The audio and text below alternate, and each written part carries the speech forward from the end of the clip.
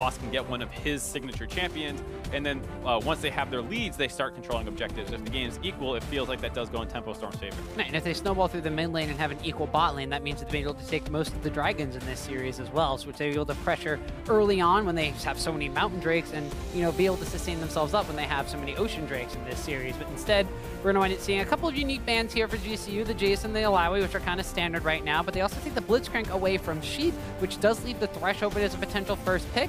We'll see what Tempo Storm decides to ban out as their last one, as they kind of have the mandatory bans of a Caitlyn and a Zac. Elise would be one, but the Kalista has risen in priority. So the Kalista is banned out this time around. This does open up a Galio potentially. I think GCU used it better in some senses than Tempo Storm did, where when Fly had it, it gave him a really even matchup. Or, excuse me, he was doing fine versus the Jace. He did fall behind in CS, but he was able to influence side lanes a little bit before, he ended up getting smashed. But now that the Jace is off the table, you would think it would be priority, but instead they're going to go with the Thresh and allow Tempo Storm a crack at it. We have seen more Rek'Sai focus from them, given the fact that it feels like Santorin is full-on tank mode jungler, with the Sejuani and the Maokai being the two that he's focused down. Yeah, well, the Thresh being picked up, I mean, if Tempo Storm decides to grab up the Galio for themselves, they were content to pick the Gnar into it and kind of, have Solo go pretty much even in that matchup, even though he necessarily get huge advantages until, post-level 9 or whatever, he blew that flash out of the brush. But it's going to be Tempo Storm going to try and shoot for the Rek'Sai. They picked the Galio here. We could maybe expect a Gnar in response, but maybe Quas doesn't want to play that Gnar, that Galio matchup. Maybe he wants to have something else for himself. It is maybe a situation where you do see a little bit less Galio, as there it is, actually locked in for the side of Tempo Storm. Never mind. Well, I mean, I'm sure you're right that here's where you'll probably see the Gnar. Maybe Tempo Storm's thinking, hey, Quas, like we were just saying, if Quas goes stable, we get Selfie a good super strong counter pick in the mid lane where he's able to hyper scale. Quas did not get smashed in that lane. He had to play with the fact that his opponent got a red buff early on. He was still mostly able to go even. The matchup does get worse and worse as time goes on, as you complete things like the Black Cleaver and these kinds of items, as once again you see the Gnar locked in. So, I mean, Quas did his job in that way, where he held onto the lane as long as he could, and by the time he was starting to really lose control of the lane, the rest of the team was able to snowball, and he continued to play a great front line for the team. So we'll have to see if that's kind of how this game breaks out again. GCU hovering that Orianna, one of the strongest blind counter picks right now in the game for the mid lane. They're going to grab that up right away, because it had been getting banned out a decent amount by Tempo Storm. Yeah, it was banned out a lot in the second ban phase, so they were able to secure something that Selfie was going to be able to pick into it. It was banned out once or twice in the first ban phase as well. So the Orianna comes through here in game number 5. Now we kind of developed our own little meta game in this best of 5 series, one of the things that we highlighted at the beginning of the show day. And it looks like the Victor may wind up being the pick they go for anyway, saying, hey, you have a safe pick. We're going to pick something stable, has a lot of wave clear, and Selfie carried on it last game. The old Victor Orianna meta is back again, everybody. Hope you guys didn't miss it too much. Ori has always been around. She didn't really go anywhere, but Victor had fallen off for a little bit. Not that he was bad, just that other people were feeling things a little bit more. They liked the Talia for a little bit and stuff like that. Now the Victor is back in full force, and we have a couple positions already locked in. Tempo Storm has their jungler, whereas GCU has the support. So you might see some offset bans here. Tempo Storm bans out that Maokai. If you're banning that, you're probably banning the Sejuani, unless you think it's not really that big of a threat. It didn't look that great last game. It was a game that was snowballed on pretty hard around the mid lane, and Santorin had to keep going back through to try and hold on, as well as repeatedly trying to fend off ganks in the mid lane. The Taric ban, surprisingly. Interesting. Taric was buffed on this patch. It was one of those champions. I mean, a lot of champions were changed on 7.14. They changed the way the charge system works on the heal, as well as how the passive from your auto attacks reset the cooldown. They instantly grant you a charge now, I believe. A couple changes overall, so maybe they had some reason to think that Tempo Storm would prioritize that now. And there's the Gragas ban, so looks like they are forcing that Sejuani again, and you can understand it. It did look a lot weaker than the Maokai that we had seen. Yeah, so potentially stuck on the Sejuani, although it does leave open the pick of the litter for both of these marksmen on the bottom side of the map. Tristana is actually going to get banned away, so they're not going to have Riven on a later game scaling hyper carry, maybe forcing him onto something like the Jhin. The Ashe is still available, of course, as well. Varus, something we haven't seen quite yet. Yeah, not too surprising to see the carries hit avoided a little bit in the bot lane, just because if you're banning something out, you're banning out your own pool. And here we see the Varus being hovered, probably going to get locked in. This is what we were talking about, some of the differences between Freeze and Revan potentially. Freeze going for a lot more of those 80 carry hyper-focus or hyper-scaling champions like the Caitlyn. Kalista, not necessarily hyper-scaling, but still very lane dominant in play. Varus much more utility focused, so that's why you're tending to see Revan go for that champion. So overall, both teams kind of going for that. Probably wouldn't be a surprise to see the Jhin locked in here and GCU end up with a super standard team comp. Yeah, it looks like they might be going for the Sejuani again. So if the Jhin gets locked in as the last pick overall, it'll pretty much be a rinse and repeat of the last game's composition, only swapping out the Vladimir for something a little bit safer in the mid lane. That's something I would really like to see for Fly, given the fact that we talk about how Vladimir against Victor is generally down pressure. He got ganked early on, and he kept getting shoved in. He had to change up his build path to try and stabilize. Made another mistake where he lost his summoners, instantly gets punished, and then the game's getting out of control. That's different. Looks like we spoke a little too soon with the Orianna pick bringing a lot more utility in the mid lane. I guess they decided that they're fine going for a little bit more hyper scaling of a AD carry themselves this time around, go for the Kog'Maw. Hey, we said that we wanted to see Rikara be the side lane that steps up this game, so they're putting him on the latest of late game hyper carries here in the Kog'Maw pickup. And it looks like that they might want to be going for something a little bit different from the side of Sheep. He's had his Thresh taken away and his Blitzcrank banned out, so they're going for another playmaking support, the Bard, coming out for him. Surprised to see the Bard come through. It is a champion that has a lot of playmaking potential, has a high barrier of execution as well. It's one of those champions where when you mess up, you look really bad on it. So it's obviously a champion you want a lot of mastery with before you pick it in competitive play.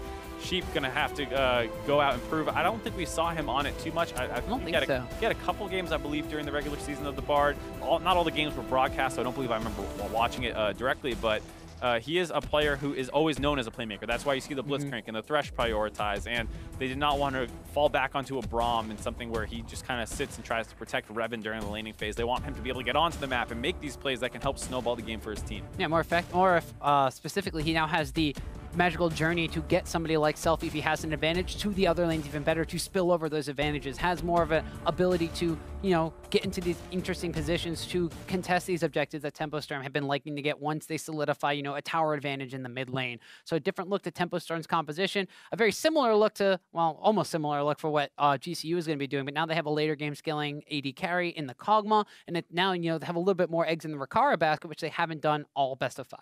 Yeah, not too much. I think this is a series that will be heavily influenced by the jungler early on, because this time around, Wiggly has the Rek'Sai again, does not have that super abusive path in the early game that you get on the blue side with the Rek'Sai. So if he can step up and have another good performance around mid lane, heavily pressure that lane, Orianna can get a little bit exploited. While it does have a relatively safe laning phase, doesn't have great mobility, no gap closer, no Sanguine Pool available. So if you can open her up, that is something that can get exploited over and over again, especially if you start having things like the Galio start roaming mid, get Quas involved in these plays as opposed to just leaving them on an island to kind of hold lane versus this Gnar that's going to slowly win that matchup. Yeah, and GCU also has an interesting kind of team fight composition as well. You have the Command Gnar kind of combination where you have the ball put onto the Gnar who jumps into the fray, or the Sejuani just deliver that ball into the middle of a fight. We'll see if Tempo Storm are actually going to be going for any sort of team fights whatsoever, though. They were content to kind of divide and conquer on the map and only really go for team fights when they felt advantageous to do so. In this situation, though,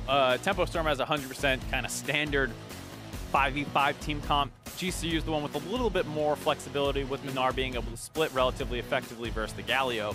But if we see now anything out of Tempo Storm, it's that they rely much more on the playmaking in the early game to get their leads and then snowball through with that than they are about any of these games going even, because we haven't seen a game at 25 minutes that was really even. Pretty much every time there was a big gold lead for one of these two teams. Oh, so that means that we'll keep our eyes peeled as we head into the later stage of this game number 5. It's all tied up at 2 games apiece. This is match point for either one. Will it be Tempo Storm, the number 3 seed, upsetting Gold Coin United, who are the number 2 seed, to make it to the Challenger Finals?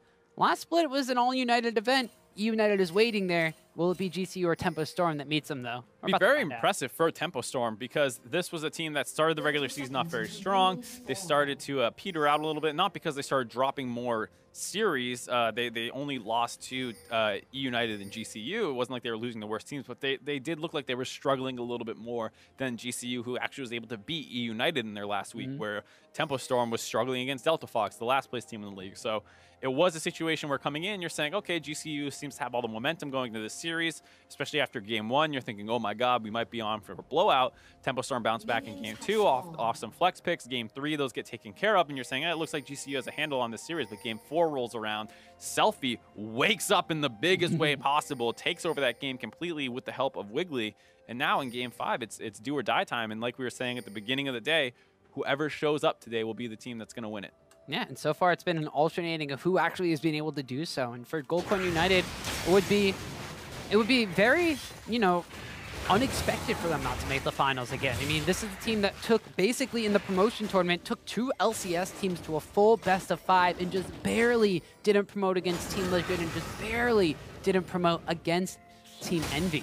And to fall to Tempo Storm, who are coming in with, well, some LCS experience of their own, a retooled roster for the Challenger Series would be quite unexpected and quite a feat for Tempo Storm, who, I mean, at that point would be the furthest their organization's gotten in the Challenger Series so far.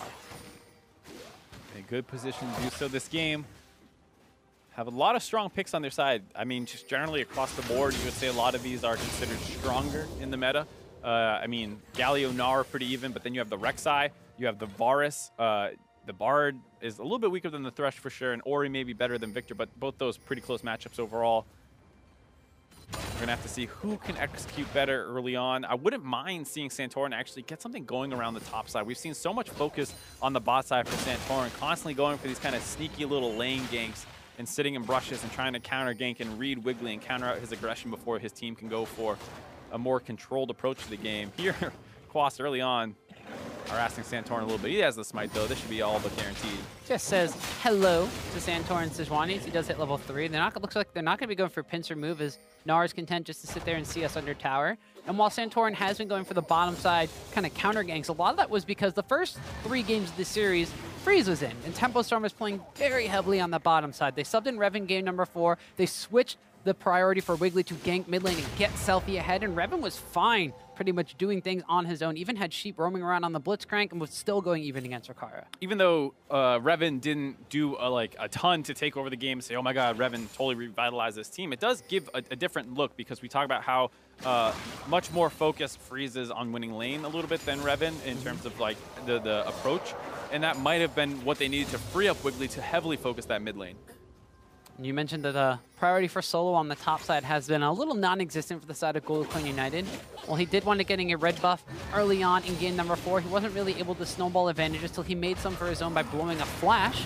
We'll see now as Fly gets hit up by Wiggly's Prey Seeker. Now level 6, he won't be able to jump on him, just decides to walk away down towards the bottom side. One of the interesting things here, too, is the fact that we've had double teleport compositions from Tempo Storm. We have Cleanse on Selfie in a couple of these matchups. This time around, everything is even. 1 teleport, 2 heals, ignites for the supports. Very surprising to point out, actually. There's always been a little bit of a mismatch in some regards. Wiggly keeping that pressure up around mid, goes to the flash on Burrow. Yeah, gets it down on the fly, but he's going to be able to pop the heal and just jet set himself out of there. Meanwhile, on the bottom side, the jungler showing there, Mad Life goes for a flash play, but there's a magical journey coming in from Sheep to keep his ADC safe. Both teams getting aggressive in exactly the way that you would expect. GCU, they have the Thresh who can go for those aggressive flash lantern plays, wants to open up on the bot lane, especially getting that Kog'Maw going. At the same time, Wiggly just hovering around mid lane, forcing down around there. The heals are traded, the flashes are traded, no team gets any advantage. So summoner spells being traded. No big advantages gained, which means that we're going to end up having potentially a little bit of a slow start. It has been a little uncharacteristic for both of these teams to have a lot of pressure in the early game, as both of these teams are kind of known as the slow and steady teams in the spring.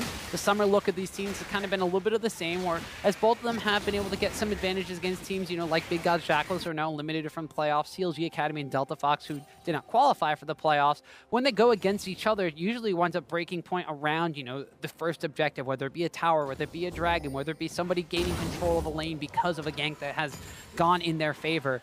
Whereas a lot of these teams now, or sorry, not a lot of these teams, these two teams specifically have been gaining advantages through CS and being able to get lane advantages and such, as we see now the Kog'Maw actually winning out on the bottom side just because of that flash aggressive play from Mad Life. Coming out the better of those 2 gank attempts. That said, Selfie is in a decent spot. He's going to catch this wave, shove it in, and looks like Fly's already on his way back decently to catch a lot of that wave. So small advantage is traded. Sheep moving down into Rakar, though. He could be out of position now. Yeah, Rakar might be a little bit too far forward. Pops the heal. Does want to get in the flash. He walks backwards, gets him burrowed on here. The Ignite is been used already, and first blood goes over to Revan. Way too far forward by Rakar there. They don't really have much vision control at all down in that bot side. He's trying to see us, thinking it's 1v1 between him and Revan. They use that magical journey. We're talking about Sheep on Playmakers, able to find the opening for that first blood. Good play there. It's just a little bit greedy from Kog'Maw. If you look at how everything has stacked up. Mad Life had gone back to buy. We saw Revan go back to buy. We saw Sheep go back to buy. He was the only one that stuck around. Maybe just wanted to complete an item for himself, but he winds up paying the price for it instead of being able to pay the price of the item. Yeah, there you see it was a little bit of a misplay here by Tempo Storm. You see the knock up there by Wiggly. The chain CC misses a little bit by Sheep, but sort of option coverage because Ricaro was bouncing back and forth, and the fact that he turned around was what gave him the Unburrow. They get that knock up, and they're able to bring all the damage they need to find that kill. So well played in the end. And there we get to see a big first blood for Revan. We talk about how Freeze the more lane dominant one, but Revan was no slouch either during the regular season, to be fair. He had some good performances as well. Yeah, Revan, of course, had been able to run away with a couple of the games that he was in. However, that first blood kill does a lot for him as far as mitigating the CS advantages Kog'Maw had, not only to get him extra gold to even that one up, but it also gives him time to catch up in the CS department. So while there's still a bit of a CS advantage on the top side, and maybe the jungler gold being the big difference here, Goldcoin United's lead has been cut from about a 600 gold advantage because of their bottom lane CS advantage, now to only just 100 or 200. Overall, an even game. And a big play here coming around the mid lane again. Still flash is available for Fly. Yeah, you will have to flash right from the Chaos Storm from Victor on the bottom side. A fight has been broken out. Santorin is around in the area. Quas is going to come in with the Hero's Vengeance, but Ricaro picks himself up a Vengeance kill down onto Revan. Now, you see Quas getting stunned up, but the taunt does wind up landing. Santorin and Mad Life, though, should just be able to walk away from this. Yep, Santorin has flash if he needs it. And there once again, the trade ganks coming in at the exact same time. Revan gets the, or excuse me, Wiggly gets the flash out of mid lane, but Revan's gonna go down to the bot lane to the gank attempt by Mad Life and Santorin. That said, they were chunked out pretty heavily, and it looks like Tempo Storm is gonna be able to transition this one into an Infernal Dragon. Both teleports have been blown in the top side for laning purposes, and during that time, Quas had roamed down to the bot lane. You see him entering the river right now. I think GCU was just not aware that he was in there, because I don't think they would go for this play otherwise, but they're able to burst through the damage reduction of Revan. Ricaro runs away at almost no health. And then Santorin is able to kind of just run out of there. And because Solo did not have a teleport to match, they could not contest that dragon afterwards because Ricaro, of course, had to go back to base. Tempo Storm still ends up with the objective advantage. Now that said, that did cost Quas quite a bit of gold. And the fact that the turret's been chunked out pretty heavily by Solo as well. So GCU might be able to recuperate this objective advantage that Tempo Storm has. So while the focus from Goldcoin United was still kind of on the counter gank on the bottom side, or at least the gank on the bottom side, they inadvertently give Solo advantages by having Quas be the one that gets dragged down over there since Wiggly was busy focusing on a gank on Fly in the mid lane. So Solo's been able to chunk out that tower a bit, has about a 20 CS advantage for himself. The tower just a little bit above half HP on your screen. So now it's Goldcoin United. They lost out on the Dragon because you mentioned Tempo Storm was healthy enough to convert that one and kind of stay true to the name and keep up the pace of the game.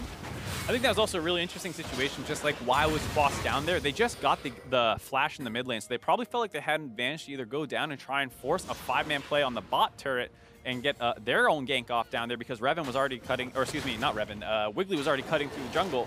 But at the same time, GCU jumped that play, so they probably wanted to force on the Dragon or that bot turret. GCU makes their own play at the same time and stops Tempo Storm from being able to convert on a larger advantage. Well, speaking of advantages, fun fact that I heard from our stats gal on the back, the team that has been ahead in gold at 10 minutes has won every single game this series. That speaks pretty good for GCU then, huh? No, I mean, we could just wrap it up and call it a game and go home now, but I think that everybody wants to see the conclusion of this best of 5 series as the two teams duke it. Yeah, I'd feel pretty bad about just calling this one here. This time it's GCU making the early rotation up to the top side. Revan is able to flash out of the Sejuani ultimate. TP gets canceled. Both teams going to back away here, but GCU grabs the summoner advantage. Yeah. Tempo Storm, though, going blow for blow so far. This time looking for Fly. Well, there's 2 summoners for the price of none, but they're going to get a teleport now out of the Gnar. They can go down onto the Orianna. The command shotgun is used to pull Wiggly back underneath the tower. The damage reduction is there from Quas to keep him alive. Now they try to focus down on the Solo. He's about to go Mega. Mad Life, though, cuts off Revan in the rotation here. Lantern Santorin over the wall. Remember, this guy's got no flash from that gank before. Solo just hops forward, throws a boomerang, and says, thank you very much. Picks up a trade kill. Big mistake out of Revan there. No need to collapse and try and help your team out. They're pulling a 4-man dive versus 2 in the mid lane. If they can't execute that on their own, they're in trouble. They're able to get the kill for Fly for free, and because Revan was for some reason rotating down to try and help out there. He gets caught out and gives a trade kill back. Once again, ending up in an even situation off some traded aggression around the bot lane and the mid lane. No, that's another advantage given over to the Gnar for solo on the top side too. So 30 CS advantage, now picks up a kill. This is really good execution from Tempo Storm to get this dive on fly though. Yeah, you see the ultimate not able to hit the turret. Probably worth trying to include that one there. But at the end of the day, they have so many tools to complete this dive against the summonerless Orianna. It's not really too difficult. And here, Revan actually opts into this fight, starts running at him, throwing the hail of arrows down. He just puts himself in a horrible position, gets taken out. Gnar is actually able to clean up that kill. Like you said, as much as you want the Cogman to kind of hyperscale and get as much gold as you can, it's honestly pretty good on the Gnar as well, because he's the one who's going to be in the side lane getting that split push advantage. So we've seen our share of unique builds so far with Lethality coming back into the meta. We've seen Jhin rise, but we saw Misfortune. We figured Varus would be going along the same kind of line of things, but in this case, Varus is opted into a very early Wit's End. Granted, there's an Orianna, and Kama will deal a decent amount of magic damage. It's very interesting to see him rush that item extremely early on. I guess everyone is all inning on the selfie, please carry us train. I don't know about that one, but Revan's going to be caught out again. These are the things that we talked about when he was subbed in, that he was getting caught out of position a little bit here, but you can't really fault him for this one. There's 4 members diving through on the tower. It actually almost picks up a trade kill on Makara at the same time because he was tanking the tower.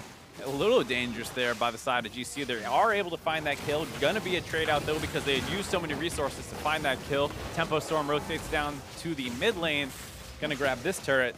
Yeah, like you said, I'm surprised to see this Wit's End. We thought potentially a Dusk Blade, maybe a Ghost Blade right away. They go for neither of those. GCU looks like they want to potentially punish that aggression around the mid lane. Kog'Maw's still in the bot lane, so this is just a straight up 3v3. The Rift Herald's been recruited and charges the wrong way, unfortunately. Tempo Storm take the backdoor exit.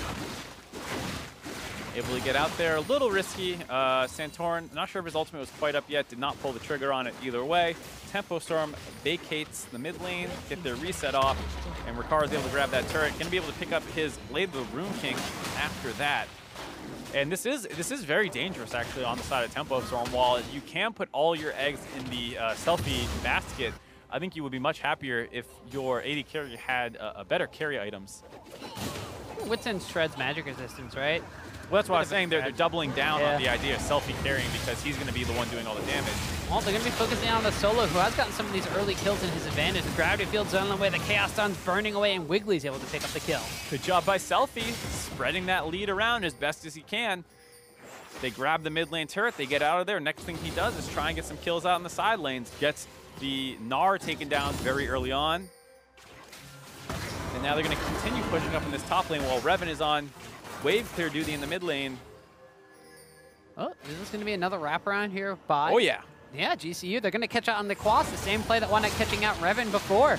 Quas gets the taunt down, but there's no way you could Justice Sponge his way out of that one. The box is there, the hook is there, and Rikara now all of a sudden is 3-1 on this Kog'Maw. Now that said, once again, Tempo Storm coming out a little bit better in these objective trades, able to grab the top turret here. So they're going to get even up the turrets as well as keeping that Infernal Dragon in their favor. So good job by them so far, getting these turrets down. And it looks like they're trying to get this Rift Herald as well. Team GCU is not quite in range. Now they're down on the bottom side. It looks like they want to trade the Mountain Drake for the Rift Herald. So you said Tempo Storm maybe getting a little bit of the better for this one, but we'll have to see how they effectively use this one, because Rift Herald hasn't always guaranteed it. Not always guarantees it, just makes it a lot more likely. And we also talk about how sometimes Mountain's not that effective if you're not in a position to use it. The fact that they have a small gold lead right now on the side of GCU and they've been able to make a couple of plays does hint that they'll probably be able to use this Mountain Dragon a little bit better this game than we've seen in some previous games. Once again, GCU going for a wraparound onto Quas potentially. There's the Lantern. Mad Life has his flash available. He's going to flay Quas out. Quas has his own flash available, but the hook is going to go. Oh! Sejuani ultimate goes a little bit wide. Didn't know they subbed in Smithy in this game, and Santorin's not going to be able to follow up on the kill. Unnecessary shot at what is one of the better junglers in NACS. This is true. He's definitely come quite far from those days, but I think a good idea out of GCU there. Quas intelligently saved his flash the last time he got cut off, just kind of died without it, so he had it to escape there. GCU had the tools to still maybe find that kill, even though he was kind of underneath the turret at that point, but missed a couple too many skill shots. He gets out. Well played by Quas to survive there. Still about a 1,500 gold lead for GCU. Yeah, so GCU maintains the gold advantage, but we do have the Rift Herald on the side. It's actually been picked up by Revan here, so we'll see if you wind up utilizing that one on the bottom side of the map to knock down the last remaining outer tower. Going for the purple build. Purple build? Yeah, he's already got the Wit's End. That's purple. Got to get the Rift Herald, purple trinket. Ah, maybe going for a Blade of the Rune King off of that Vampiric Scepter, purple item. Exactly. Like we said, a little surprised not to see a pen build come in. He's got base skin Varus too, right? So purple Varus. Ooh, good. Oh, Darkstar. Okay, purple Varus. But it could potentially be seeing, as the Rift Herald is used here, one of the later game scaling builds to maybe try to combat the fact that there's this Kog'Maw by going for the Ginsu's Rage Blade and just doubling down on the on-hit style. Potentially. It is a bit of a stretch. Looks like Tempo Storm drops the Rift Herald and brings a lot of members down to try and finish off this turret. And Torin trying to get involved, trying to cut it off. Both He can't block that. He tries. But did he take down the Rift Herald without his tower falling? Yeah, and that's like what you were saying. You're not guaranteed to get it. That push was relatively telegraphed. GCU was already rotating down there, so by the time the Rift Herald gets in range, he chunks out the turret. That doesn't mean Tempo Storm has to back off. They're going to keep pushing around the spot lane. So there is a decent amount of wave clear available with the Orianna and Kog'Maw. Solo's level 11, Quas is only level 10, but Quas has moved down towards the bottom side of the map first. So he will be shoving in and threatening a second tower in the mid lane, this tier 2 tower. But now Gnar has rotated down as well, so he will just be able to keep Quas at bay. And while Tempo Storm is still trying to focus down around this bottom side, Santorin is in his bottom side jungle clearing out vision control, make it less safe for Tempo Storm to stick around because they still have decent wave clear. Orianna's hovering around that side. Kog'Maw at this point, well, doesn't have the most wave clear potential, still has a lot of damage with the Blade of the Rune King complete. Kog'Maw definitely the stronger 1v1 champion at this point in the game. If they get into a little bit of a duel, I would assume. Both teams are slowing down a little bit here. Next Dragon will probably be the big emphasis. An Infernal Dragon. Tempo Storm wants their second one of the game to continue that kind of late game snowballing for the team fight because like we said, both these teams are more team fight oriented. So Infernal Dragon plays that extremely well. The split push that can come in from solo is going to benefit from the Mountain Dragon a fair amount as well, but at the end of the day, it is still an Orianna Kog'Maw composition, and you would love to have an Infernal Dragon on your side. Specifically because of the Kog'Maw. He has that % HP damage. The extra increase from the Infernal Drake would be lovely for him to have. Tempo Storm, if it's an Infernal Dragon, we already established Infernal Dragon's really good. So. Yeah. No need to stress that one in case anyone didn't get the memo quite yet. Has been playing League for a year and a half or whatever. But we had the fun fact that whoever's ahead in this series at 10 minutes usually goes on to win the game. But as you mentioned, as we loaded into this game, the 20-minute mark is kind of when that objective spawns. Whatever that team fight erupts has really kind of been whoever has the lead coming out of that fight has been the one to really control the pace of the game. Right. Even though it was, whoever has the goal lead at 10-minute wins, there was usually a very clear reason why. There was some win condition that was already popping off for that team. Mm-hmm. The Jace had a massive CS lead, and they started grabbing objectives as well, and then they took a bunch of turrets. Vladimir was huge. Vladimir was huge. Yeah, you had these different reasons. This time around, it does feel not only closer in gold, relatively speaking, but also just in terms of how the comps interact. There's no clear thing where, if Kog'Maw gets big, Tempo Storm's just in trouble. Mm-hmm. The only one that might have existed like that was if Gnar gets huge, there's nothing Tempo Storm can do. But the Gnar, despite that one kill and the CS lead over the Galio, has not snowballed completely out of control. I think around 17 minutes last game, or maybe it was 2 games ago, he already had his 2-item tower spike completed. This time around has not yet reached that Frozen Mallet. Yeah, so a little bit behind on his itemization compared to, I believe it was just the last game where he got those kills early on, and they were trying to give him advantages on the top side. But this time around, we might just wind up going for an old-fashioned objective team fight. Could be the way that we end this one. This has been, overall, an extremely impressive series. Both of these teams going toe-to-toe, trading blow for blow, forcing this game number 5. Their opponents, United, had an easy 3-0 on the opposite side where they were able to take down Big God's Jackals, but it'll be impressive regardless who makes the finals here. This is one of the things that we said favored GCU in these kind of even games was it felt like they had slightly better objective control. And you see here such good vision down around this dragon that's going to spawn in 30 seconds. This is one of the things that felt like they were more coordinated on. The veteran status of Mad Life, able to go and help this team figure out where they want to ward. Santorin as well, been around the scene a really long time in comparison to Wiggly. So these are the kind of like intangible situations that experience can come help with this immense vision control. And it's one of the things that might favor GCU if this game goes long and even. Tempo Storm looks like they might be trying to threaten the mid tier 2 tower while the dragon has spawned up. The Infernal Drake was the focus for GCU. We'll have to wait and see. The Tempered Fate was actually used there by Bard. Don't even know if it landed on anybody. Instead, they're going to wind up going for a fight. They lock down the Santorin and Madlife. Madlife has the flashback. Command Shockwave lands on everybody in the back line. And Rakara is going to start ripping through people on this Kog'Maw. Already, the big front line is down in Galio, and now they're trying to chase down onto Selfie. We'll get a magical journey the heck out of there. Revan's going to walk back to his tower, but that's the kill they need for the Dragon. They get the kills, and they chunk out everyone else on the side of Tempo Storm. They're going to go for the Dragon instead of this mid lane turret. It will be a little bit greedy to go for both, given the fact that they only got that one kill onto Quas. Solo was not in Meganar form, unfortunately, and the ultimate out of Santorin was a little slow, so multiple members had flashed out by the time that one came back in. We'll take another look at it, and this is why that vision control is so important. You see the Bard ultimate come in, but now they have no vision. They're not sure where exactly they're chasing into. They put the ward down, but then they have to kind of just chase in blindly a little bit. Now they have no one on Kog'Maw. He's untouched. They're trying to kite out. The Shockwave pulls them all back in. Nice ultimate to kind of change CC there by Santorin. They get that kill. Selfie has to flash away, and it felt like this team might have been able to keep chasing forward a little bit more. Choose not to. Don't want to get greedy. Go get that Infernal Dragon. Even up the objectives. Going to be a third Infernal Dragon spawning soon. So if no one's able to force around the Baron in the next couple minutes, you might see them holding off for another Dragon fight. Even the game code wants this game 5 to be full of fights. They're giving them a Mountain Drake. They're giving them Infernal Drakes. They just really want to have a brawl between these two teams. And no better team comps to hope to do it either. Both these guys want these 5v5s. And GCU, with that kind of positional advantage from all the vision control that they had, as well as having arguably a little bit stronger of a front line here. Thresh, Sejuani, and Gnar a little bit better than just Galio, Rek'Sai, and Bard in a straight 5v5. I mean, obviously these guys have different strengths. Split push Gnar, global Galio, all these different things when you really break it down. But the attempt onto Revan. Yeah, Santorin winds up locking down on him already with that ultimate coming up from Sejuani. Tempered Fate locks up everybody involved. The Command Shockwave setup is there, though, and Revan winds up going down. They find the pickoff onto Revan, 1 and 4 this time, not having the performance that you're hoping for after the game 4 when he got subbed in, looking decent.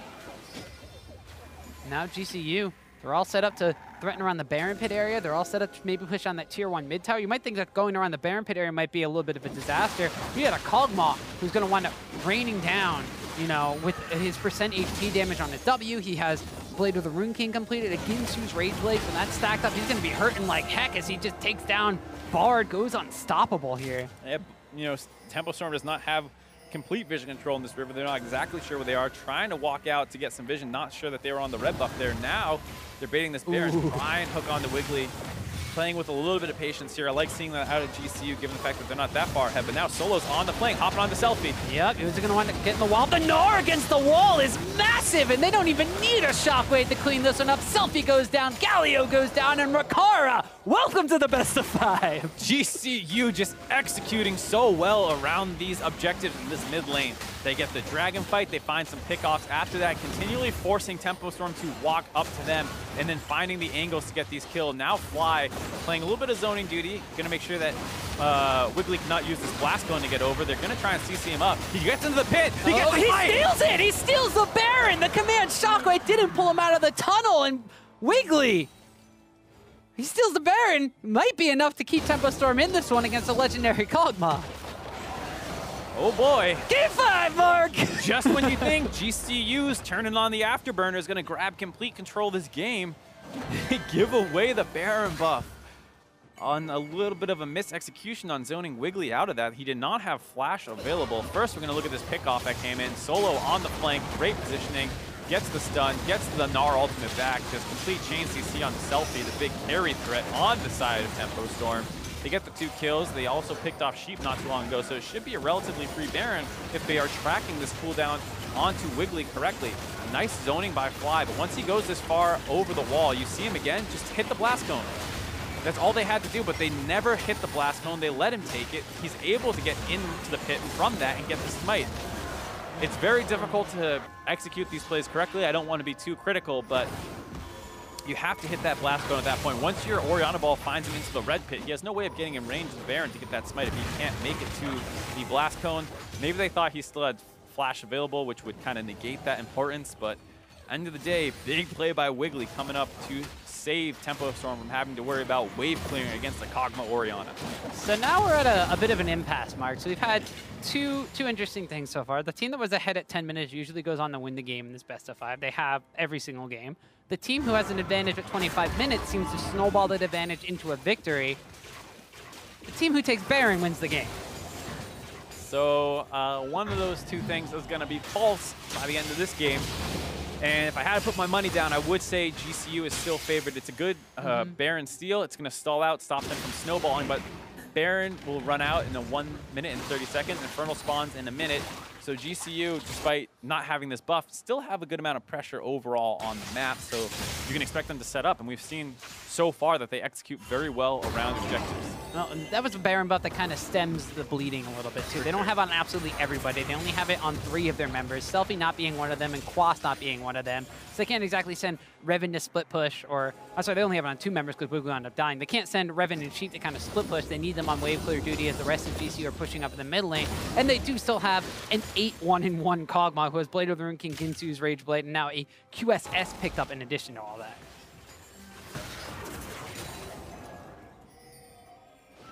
Kara definitely having his best game of the series so far. Quite the heck of a game to have it on, too. Quite the heck of a game for Santorin to go for this Knight's Vow again, because now he could just partner up there with Rakara, and they'll be A-OK. The Locket's been picked up there by Madlight to keep him safe. You have a fully stacked Rite of Ages Orianna, who no slouch at 0, 1, and 6 for Fly. Can keep him alive fairly easily. Worth noting, there is a lot of MR on the side of Tempo Storm completed already, and Fly does not have any armor pen yet, or MR pen, excuse me. They both have a lot of MR. Not going to even contest this Infernal Dragon. Second one of the game going over to the GCU. Tempo Storm trying to answer instead with a push up on the top side, rotating to meet this wave that Quas has going for him. They'll be able to get the tower, too, with the last breaths of their Baron buff. Even though Quas pretty much did the work himself, they'll have Revan come over and get the last tap on the tower, and his Baron buff as well will help that out. But GCU on the bottom side, this tower took a little bit of damage, is still healthy and above half HP, but Fly's inside to recall because the rest of Tempo Storm has recalled away from the top side. Hopefully Fly has enough money now to buy his Void Staff. It's going to be a really big purchase. Does not actually have it after pushing that wave, and so still a little bit of a concern given the amount of MR that has been built on the front line of Tempo Storm. Selfie has his completed, so he has complete one-shot potential at this point on a couple members. He's going to keep scaling up. Does not have his Lich Bane completed yet, which would be the item that really pushes victors over the top in terms of their burst. And so that Baron buff that we saw, Baron power play about 1,069 gold, which is less than the 1,500 you get from killing the Baron. Of course, you lost 3 members of your team, and you were able to barely scrape by getting a tower at the end of that, too. But Tempo Storm buying time that they need to get themselves to a position where they feel like they can fight GCU. Right, you have a plus 1,000 Baron power play in your favor as opposed to a potential plus 5,000 Baron play for GCU, which is kind of potentially a game end. Yeah, which is what we've expected to see out of the winning team grabbing a Baron. But the gold lead has shrunk overall since you know, that team fight victory that came in for GCU. Only about 2,000 now, and like we were saying, even though they have, the Void Staff now comes in for Fly. So the mid lane advantage that was existing for Selfie has been equalized for the most part. That said, as you get later and later into the game, these carries become stronger and stronger. The one thing that you have to worry about, of course, is Revan and how he's going to stack up against the Kog'Maw. Well, that's one of the things here. A lot of the gold on GCU is on Kog'Maw, whereas the gold on Tempo Storm is you have a little bit on Selfie. He's got a CS advantage in there. So you kind of have now the 2 players that you want the gold on have the gold here. As we see Selfie taking it to solo just in a 1v1 situation. Mentioned no Lich Bane here, so trade potential might not be there, but Revan's going to get caught out on the opposite side by Madlight and Santorin. Fly's going to come with one. Actually, Rakara snipes that one down. Wiggly's on the bottom side, able to chase through the blast cone onto solo and pick up a kill. They have to hightail it out of there and recall because the rest of GCU is pushing down the mid lane. They're going to be able to pick this one up. It's a question of what else can they get after it. Are they going to fall back to potentially get more vision control on the Baron? They already have pretty good vision control, so a good timing by Tempo Storm. Baron was not up yet. They couldn't answer that kind of collapse onto solo with a Baron force. They're able to find that kill as here we see Revan once again just not taking a safe path through his jungle. A really poor game out of him, numerous times getting caught out of position. This time around, you know how much control you have on the top side by GCU. You know your team is making a play on the bot side. You got to wrap around the long way there and make sure you don't get caught out. And we saw the Rek'Sai ultimate unable to be displaced through the blast cone, which is why Wiggler was able to pick up the kill on the Solo, despite Solo getting a little bit of airtime for himself. But Goldcoin United, you mentioned, they come out a bit ahead on that one. They're able to really fall back to a Baron as that one was not spawned on the map, but they do want to getting themselves a mid lane tower. So the tower's actually all evened up right now. Tempo Storm was ahead in that pressure beforehand, something that I'm just missed myself, but now we'll increase the gold lead from about 2.5 to a solid 3,000. They might be going for a repeat play on the Solo here. They bring Wiggly and Quas down to the party this time around. The Baron buff is not spawning for 10 extra seconds, so Solo going down here could be detrimental. Is about to go. Mega's going to get taunted up. Is he going to be able to get ability off? He will wind up transforming, buying a little time for himself, but Selfie picks up that kill. GCU just have to wait for the Baron buff to spawn, to respawn, and at the same time, Tempo Storm are going to be getting a tower, potentially 2. Yeah, they're going to get the tower. They're going to get the inhibitor most likely, but GCU finishes the Baron extremely quickly. They're going to get the recall off. The question is, how greedy does Tempo Storm get? They still have the man advantage, so GCU might not be able to actually force them out of the base. It does look like Tempo Storm's choosing to recall instead of fighting the 5v4. Ooh, they got a hook on the Selfie, and they wind up bringing in Rakara. That's a lot of damage on Cogba. Another legendary spree goes up, and Revan was trying to push down that mid lane tower, but GCU get a kill. Tempo Storm do not retreat altogether. GCU using that home guard advantage, find a pick off onto Selfie, the Fed member of Tempo Storm. I love the idea of going bottom. It does kind of... It is unfortunate that you have to give up the Baron buff when looking for that play. I thought they were going to continue to play it more aggressively, as Revan, once again, not in the best spot. He's the same level as Santora, and that feels bad. Does not decide to keep running away. Instead, we'll probably take this one we want. He's doing all right in it so far. He's doing a good job, and he's going to get the ultimate in from Quas. They're going to try to flash after with the Chain of Corruption, but doesn't land. But at the same exact time, this is just GCU's go button to push down into the base. They don't need their Santor, and if they just have nobody to stop them. Right, Selfie's dead. That goes all your wave clear because the Varus is down in the bot lane. They're able to walk forward and just grab this mid inhibitor with that Baron buff as well. Now it looks like they're going to move up to the top side to keep this push going. And yeah, like I was saying, I like the idea of Tempo Storm potentially continuing to force around the inhibitor. Now, you do have to be really scared of Solo respawning and teleporting behind you potentially if there are any wards deep and getting cut off. But at the end of the day, if GCU gets a little bit too aggressive and you win a fight in front of their inhibitor, you can actually potentially just win the game off that. So I wouldn't have minded a little bit more aggression, because if you just walk away there, it's nice that you grab 2 turrets, but the enemy team has Baron. They'll probably be able to answer back with more. Tempo Storm unable to mitigate the damage from this Baron buff this time around. They didn't have it on themselves. They gave it over to GCU, and while they took a bot lane inhibitor tower, they lose a mid lane inhibitor tower and inhibitor for themselves. Now another Mountain Drake spawning on Summoner's Rift. This will be the last Elemental Drake we see before the Elder Dragon becomes a thing. Like I mentioned before, even the Dragon RNG wants to see us fighting over objectives and getting into these team fights here. Is 2 mountains now stacked up in addition to the 2 Infernals. An Elder Dragon, if this game goes that long, will pretty much seal the deal for GCU. GCU has a huge wave moving with them in the bot lane here. Going to try and use that to force down their second inhibitor most likely. Tempo Storm having to worry about the mid lane as well at this point means this inner turret's going to go down, but they're going to mount their defense at the inhibitor. Could be a potential last stand depending on how aggressive GCU gets. Baron buff up for 45 more seconds. Goldcoin United looking to go through the tower. The play lands. The hook does not. There's just zoning duties here for Mad Life as they're able to take down that bottom lane tower. Bottom lane inhibitor might fall. Mad Life gets tagged by the Tempered Fate coming out from Bard. Santorin does throw the Sejuani ultimate out, but they don't even need to follow up on a fight at this point. They just take the inhibitor and they back away. Able to get the inhibitor and get out.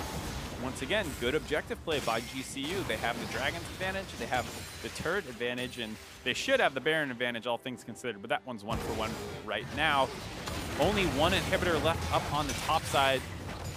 You can expect to see them recall and probably group as 5 up around that as well. Not much for Tempo Storm to look to trade out for here. They are going to have a really hard time getting out of their base. And like we said, their team comp is basically 5v5. That's exclusively what this team comp can do. And from behind, the enemy team grouping up as 5 with more gold, more dragons, it's very difficult to win a fight. You see basically triple the Baron power play coming out now for Goldcoin United. We're able to take multiple towers off of that one, in addition to cracking the base of Tempo Storm on 2 facets on the bottom and mid side of the map. See Solo could potentially go for split pushing duties, has his teleport available. As you mentioned, though, a 5v5 in the top lane wouldn't be too far-fetched from them, as they do have super minions pushing down on both sides of the map. where the inhibitors are gone. Quas has already pushed out that bot lane for a bit, try to buy some time, and it looks like the Tempo Storm, they have to see pressure on this outer tower. They can't really fight over this one. Right, they can't fight over this one, but they do need to fight over their next inhibitor turret. If they end up losing all 3 inhibitors for free, this is going to be such an easy game for GCU to close out from here. Quas bought enough time to give them some opportunity to look for their best engage. They do have some wards behind. Quas has teleport. They might find something like that. GCU actually backing off a little bit further away. Don't want to give them that opportunity. Their sweepers are down, so they can't quite clear out this vision quite like they'd want to. They're going to use some pink wards to do so, making sure that these teleport angles are not completely available. They got Solo chauffeuring the minions up into the mid lane, and that super minion wave on the bot lane is slowly but surely pushing onto their side in their advantage. Goldcoin United, Tempo Storm, this last team fight is really going to be about what can Selfie do now that his Lich Bane has been completed, what can the front lines do to keep their carry safe, and is Ricard just going to Kog'Maw all over the enemy team? That is the scary thing. They have not really found a way onto Ricard in any of these fights, even though that they've done a good job staying even in this game. It has almost never been because they found Ricard to win. It's been a Baron steal, it's been some pickoffs onto Solo, and this whole time they don't have a good answer to Ricard. Not much backline threat, honestly, to actually find him. They have a Bard Tempered Fate that's coming off cooldown in just a couple seconds. That's about the only way they really have to lock him down. They can chain that with some CC from Wiggly or Gravity Field coming out from Victor, but that's still not guaranteed. As you mentioned, I believe it was in game number 1, where it was, or maybe even game number 3, where Tempo Storm didn't have guaranteed CC. They had to chain it together in a certain way, or they had to have a skill shot land in order to do so. And the best engage was they flash on Burrow from Rek'Sai. We see this kind of being the same case. They still have Chains of Corruption that could come out from Revan to really turn a fight around, but there's a Quicksilver Sash picked up by Kog'Maw, and there's a lot of beefy frontline to protect them. Looks like GCU, though, has backed off their top lane push. Tempo Storm going to live for a little bit longer, at least. Elder Dragon will be the next dragon to spawn, as well as Baron in a minute, so they have all that top side control from that push. It looks like they're going to use that to recall, reset, and hopefully transition that directly into a Baron. Tempo Storm doing their best to get some of that vision control back in their favor. There's still a lot of wards on the top side of the map for Goldcoin United, though, and there's a teleport available for Solo, if he so chooses to try to get something off, although he will be on the mini-Gnar form so far, because he did just want to going back to base. Big items completed. Gargoyle Stone Plant and the 2 damage items there, with the Frozen Mallet and the Black Cleaver, had been acquired by Solo for quite some time. He has extra Spectre's Cowl to keep himself relatively healthy.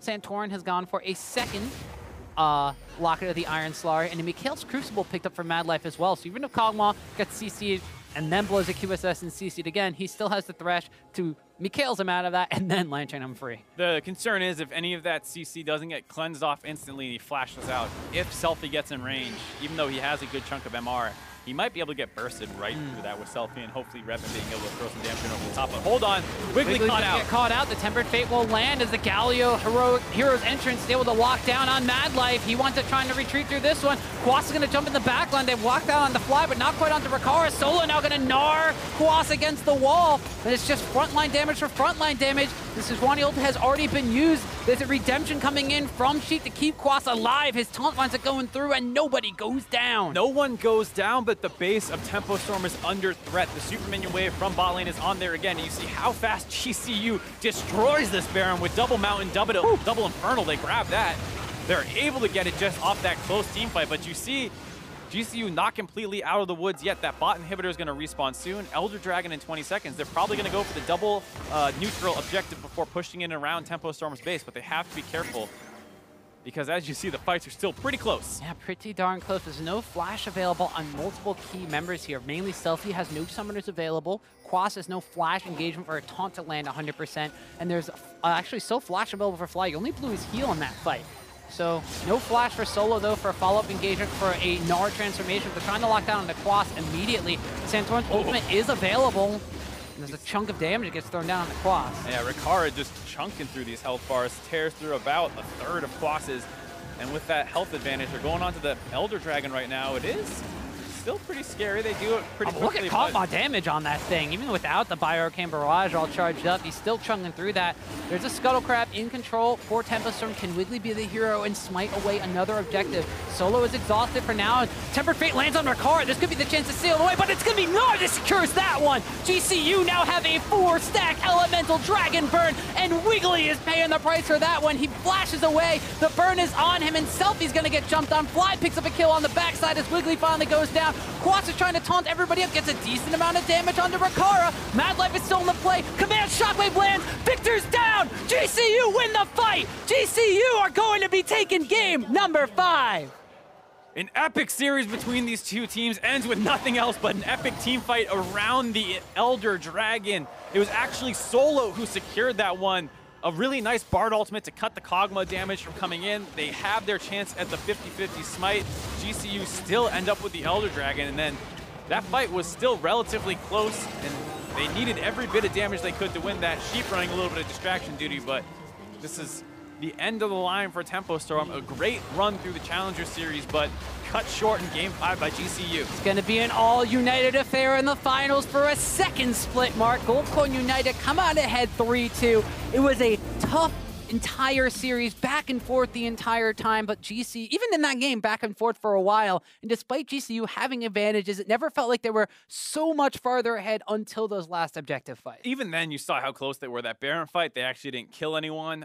They just had to force them back, and because they had that bot super creep wave working for them, they could get the Baron for free. That Elder Dragon fight as well. I mean, if that's a situation where you don't get that Elder Burn, and even if it's only a 1 stack on the other team's side, maybe they start being able to win that fight. It was super close. Once again, though, Kog'Maw was relatively unfocused in that fight. He is still super fed. Rakara might have been able to carry that fight either way. Yeah, Rakara was very far ahead at that point. Only had 1 death, and that was for first blood, so he didn't die after the first blood for the entirety of that game. And we saw him dishing out massive amounts of damage. Solo kind of being a little bit of a hero, not necessarily unsung hero, because we were mentioning how his Gnar engages in that game were going fairly well. It was really just a team effort in that entire game from Gold Coin United. We said like we needed to see Rakara pop off. He eventually wound up getting fed, but he was on a Kog'Maw, so he had the support of his entire team to do that. Yeah, Kog Oriana with a Thresh. That's a lot of defensive tools to cover him. So it was a great game by him. And like you said, a lot of these wins by GCU did feel like team victories. Really nice objective control whenever they were even or slightly ahead. You know, you got to give your hats off to Tempo Storm. They also played a great series. Selfie was able to bounce back super hard in Game 4 and a little bit in Game 5 here,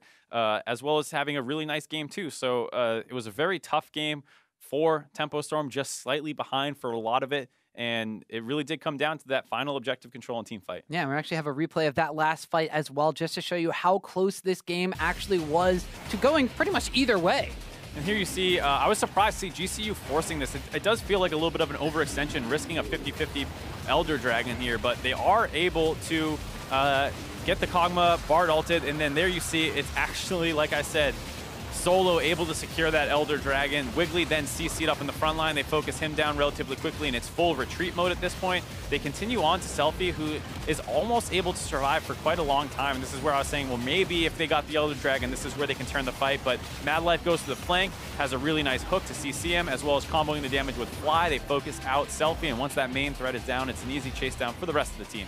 Yeah, and even though Tempo Storm wasn't able to come out ahead in that fight, they did hang in there for quite a long time. Gold Coin United, unfortunately, was a little bit too strong in the later stages of that game. As we could see, it was relatively close for a decent amount of time, but as soon as that first Baron was stolen away, after that Baron buff expired, it was really Gold Coin United keeping control, but even then, it fell down and looked like Tempo Storm might be able to come back. You can see that it was still a very back and forth game, despite how, you know, GCU was in command for most of it. They did lose a Baron at points. There was that tricky pickoff situation where then they're going to potentially backdoor a bot inhibitor while the other team does Baron. Tempo Storm put up their best fight all the way to the end, but just came up a little bit short. Yeah, and we saw that game was pretty much the Rakara versus the Selfie show, as we mentioned in that last team fight. Whoever wound up dying first was pretty much the team that wound up running away with that fight. And of course, we said these were all team victories, and so there have been a lot of great performances today. But the real standout player overall amongst every single game, you really have to give it to GCU's mid laner Fly. He had a super good game 1 on that Corki pick, able to go deathless and get a ton of kills. And then he did have a couple rough games over the course of this series, but so did a lot of players. The big thing, of course, was the fact that he had a huge Game 5 on this Orianna pick. They threw a ton of jungler attention, and he did a really good job surviving throughout it. So even though he was heavily focused once Tempo Storm realized that their win condition was selfie, kind of popping off, for the most part, he had a great game. And there you see the score lines in those 3 victories that they had. 8-0-5, 5-0-6, and huge DPM for the first 2 games. Yeah, specifically on the Corki pickup, and then the Vladimir game where he kind of ran away with it against that Zed matchup. Very good stuff coming out for Fly. Once again, we just say these are a multitude of styles that this guy can play. The Corki is very high DPS mid laner, the Vladimir skills well into the later game, and then the Orianna was on protection duties for the Kog'Maw in the last game. And like I said, the important thing is understanding the role that you're kind of working in within that game. You saw how many mid lane ganks that they threw there, the multiple roams. He died once when they had a 4-man dive coming in, but that's pretty understandable given the amount of resources the enemy team is investing to getting Selfie a lead. Yeah, and even though they showed a lot of things there in the mid lane towards GCU, Fly got the Player of the Series award, but of course it was a team effort, and I would like to welcome Rakara, the Kog'Maw, to the broadcast following their series win over Tempo Storm. First off, I want to say congratulations. It was a really close 3-2 series. How did it feel to be in that tense Game 5 situation? I mean, there was a lot of pressure because going into the match, we thought we'd have a little easier of a time winning over Tempo. Obviously, going to Game 5 was pretty stressful for us because it's either do or die because it's semifinals, and if you lose here, you don't make it into promotion, so it's pretty stressful for all of us. You had a little bit of a rough series, some good games, some bad games, and then your 5th game was the one where you really popped off hard. Was this something that you kind of stepped up to the moment, or was it just this kind of team comp that you got with the rest of your team because you got that Orianna pick this time? It was the first time you got your hands on it, as well as having the Thresh. You felt like the Kog'Maw pick was best for the comp, or was this like I'm going to step up and carry game? I think for me, for Game 5, I felt like it was do or die. So I don't know, the adrenaline kicked in and I went ham. And it just seemed like for the first 3 or 4 games that Tempo was playing super heavily around bot side, and it was something we didn't really expect or have much practice against. So it caught us a little off guard, and I had to give up a lot because I wasn't used to all the pressure. But as the series went on, they seemed to gravitate more towards mid lane, so it got a lot easier for me to be able to play to my potential, and I was able to bust it out Game 5. All right, and then talking about some of that mid lane focus, what was it like for Fly? I mean, we talk about how much he got ganked in the 4th game. They did that really kind of aggressive Rek'Sai pathing to get the first blood onto him, and then they snowballed kind of through that. And then Game 5 again, they started throwing a lot of attempts to kill him. Is this something where, as the Kog'Maw who's doing pretty well, are you talking to him being like, you need to calm down, we'll be fine, just I'll be able to carry late game as long as you do your best to hold on? Yeah, I mean, obviously mid looked pretty rough from our team standpoint, but I think Fly has so much experience in the game that he knew as long as he's soaking pressure and giving me time to farm up, that we'll be able to win pretty easily in the mid to late game with Kog'Maw, especially versus their team comp, which had a lot of tanks. And my team just played really well around me, giving me all the farm, trusting me, and trusting in me to carry the game later. So I really have to thank them for that. And you mentioned the fact that your team was willing to play around you. You split time with MASH last split, and now you're coming into your first Challenger Series final. How is the kind of the team communication been? You're working with a bunch of veteran players, Fly coming in from the LCK as well as Mad Life, and you have Solo who has, his own experiences in the Challenger Series as well as some LCS experience from Santorin. So kind of, just as, a fresher face on this team, how's your overall experience been playing with these guys? I think since last split, it got a lot better. I got a lot more comfortable with the team. It didn't feel like I was only rookie this split, and I get to talk a lot. I feel like I can talk a lot more, more comfortably, whereas last split, I struggled a lot to find my footing on the team where MASH is a great shot caller, and a lot of people know him as a shot caller, so I really respect him, and I learned a lot from him last split. I feel like this split, I'm really implementing it into my play, and it's proving that it's working really well for our team. You're making it to your first Challenger Series finals. It was a tough best-of-5 series going down to the last game where you were able to bust out the Kog'Maw and hard carry. So I got to ask Rakara specifically, how are you feeling going up against United? I think it'll be a close series, but I think we have the edge. All right, well, you think that one United has the advantage over the other, so, we'll have to see how that pans out next week. So I want to say congratulations, first off, on the close 3-2 victory, and good luck in the finals next week. Thank you.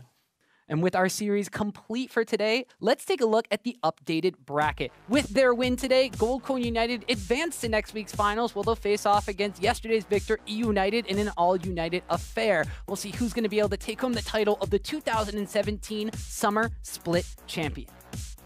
Very excited to see this, even though Riccara said he's pretty confident in the matchup. You got to say E United did look like the better team. I mean, they did have a little bit easier competition. Big God Jackal is not quite able to stack up, but there are a lot of things to look at here if you're GCU, some potential blueprints to try and beat them. It did feel like they almost need someone else to carry. You know, they have this very objective control style game, and they try and win as a team. But sometimes if you get a lead on them and they can't set up all this control and you get into a scrappier situation, that might be a way that you can kind of break down all this communication that they rely on. And we talked to Licorice yesterday. He said it was going to be a 3-2 in favor of Gold Coin United. And, well, he was correct. So he's predicted his own opponent. So it's definitely going to be a bit of a doozy of a matchup, regardless of how these teams actually wind up playing out. A little bit more solo lane strength or a little bit more individual player strength we touched upon in the matchup between E United and Big God Shackles yesterday. Gold Coin United, a lot more team play. So it's going to be something that nobody wants to miss next week. I think the big thing to keep your eye on, of course, is Dandy. He had a monster performance in his series, able to pop off very hard on the Kazakhs. And that's something that we didn't really see at all out of, you know, Tempo Storm here. So this is a very different look that Gold Coin United is going to have to prepare for. Yeah, so that's going to be next week, of course, and that will do it from us here tonight. So on behalf of myself, Mark, and the entire Challenger broadcast crew, thanks for watching the semifinals, and we'll see you next week for the final.